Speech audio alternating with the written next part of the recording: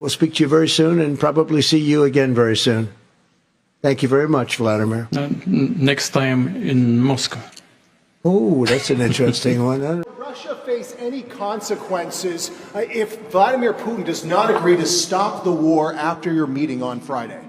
Yes, they will. Yeah. What will they... During their productive but ultimately inconclusive summit on a Friday, Russian President Vladimir Putin concluded the meeting with an unexpected and personal invitation to President Trump. Welcome viewers to my channel. If you're new here, please subscribe, like my video, and turn on notifications so you don't miss our next update. We were together almost 3 hours, and it was very extensive, and we agreed on a lot of points. A lot of points we agreed on, but there's not that much. There's, one or two. As the two leaders parted ways, Putin quipped, "Next time in Moscow." What made this moment particularly noteworthy was the fact that Putin, who is rarely heard speaking English in public, chose to deliver the remark in that language. This informal choice of words, rather than a formal diplomatic statement, lent a unique and personal quality to the exchange, suggesting a level of rapport between the two men that was perhaps unexpected by outside observers. The seemingly casual nature of the invitation stood in stark contrast to the serious and complex geopolitical issues they had just discussed. President Trump's reaction to the invitation was telling. He responded with a surprised chuckle, a gesture that highlighted the unexpected nature of Putin's remark. While he didn't accept the invitation on the spot, his response was far from a rejection. Instead, Trump offered a candid acknowledgement of the political reality he would face back home, remarking that he would get a little heat for that one. This comment offered a glimpse into the domestic political complexities of the relationship, illustrating that a presidential visit to Russia, however diplomatically useful it might be, would be met with significant scrutiny and criticism in the United States. This brief but revealing exchange underscored the delicate balance the U.S. president must strike when engaging with Russia. A potential visit by President Trump to Moscow holds significant historical and political weight. Such a trip would be the first by an American president in over a decade, making it a highly symbolic event. This kind of high-level engagement would signal a renewed commitment to direct diplomacy between the two nations, which have experienced a period of strained relations. Beyond the symbolism, a presidential trip would provide an important opportunity for the two leaders to continue their dialogue on critical global issues, from arms control to regional conflicts. A visit could also be seen as a sign of trust and a desire to move beyond past tensions, potentially paving the way for more concrete agreements and cooperation.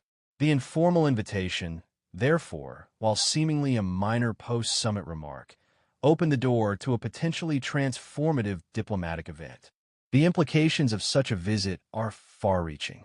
Domestically, it would be a major news story, fueling debate about the administration's foreign policy approach and its relationship with Russia. Critics would likely argue that a visit would legitimize Putin and his government, while supporters would contend that direct engagement is the best way to manage a complex and often adversarial relationship. Internationally, a presidential visit to Moscow would be watched closely by allies and adversaries alike.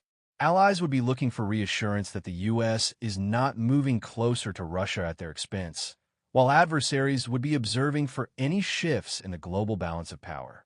The potential for a trip, therefore, elevates a simple conversation into a matter of significant geopolitical importance, demonstrating how a single, seemingly casual remark can have profound diplomatic ripples. The Helsinki Summit, a landmark meeting held in the neutral, frosty air of Finland's capital, was never meant to be a triumph. From the outset, the expectations were low, the mood cynical. The world's media had gathered not for a celebration of renewed diplomacy, but for a high-stakes dissection of a relationship teetering on the brink of outright hostility. Before they even sat down, the two men were weighed down by the baggage of their respective nations, a history of Cold War rivalry, the recent deeply felt wounds of alleged election interference, and the ongoing bloody conflicts in places like Syria and Ukraine. For Donald Trump, the meeting was a political tightrope walk. He had come into office promising to make a deal with Russia to forge a new path of cooperation. but his every move was scrutinized through the lens of a domestic political firestorm. The allegations of collusion, the investigations, the fierce partisan divide, all of it followed him to Finland, a silent, unseen third party in every room he entered. His very presence in the same room as Vladimir Putin was, for many back home, an act of betrayal. And for Vladimir Putin, the summit was a carefully orchestrated opportunity. He arrived in Helsinki not just as the leader of Russia, but as the master in narrative, a man who had spent 2 decades meticulously rebuilding his countries, standing on the world stage after the chaos of the post-Soviet era. For him, the meeting was a chance to prove that Russia, despite sanctions and international isolation, was a great power and equal to the United States. He was there to project strength, to demonstrate control, and to sow further discord in the American political landscape. He knew the pressure Trump was under. He understood the scrutiny, and he was an expert at using the weaknesses of his opponents to his advantage. The stage was set for a clash of wills, not a meeting of minds. The formal meeting itself, a series of closed-door sessions and public appearances, was a study in diplomatic tension. Rex Tillerson, then Secretary of State, later described the talks as a rigid, formal affair. The two leaders, along with their top aides and translators, sat across from each other at a long, polished table. The discussion was structured and serious, covering the most complex and contentious issues on the geopolitical agenda. There was no easy camaraderie, no jovial banter. The air was thick with the weight of history and the present-day stakes. Each side presented their positions on arms control, on the ongoing war in Syria, on the future of Ukraine.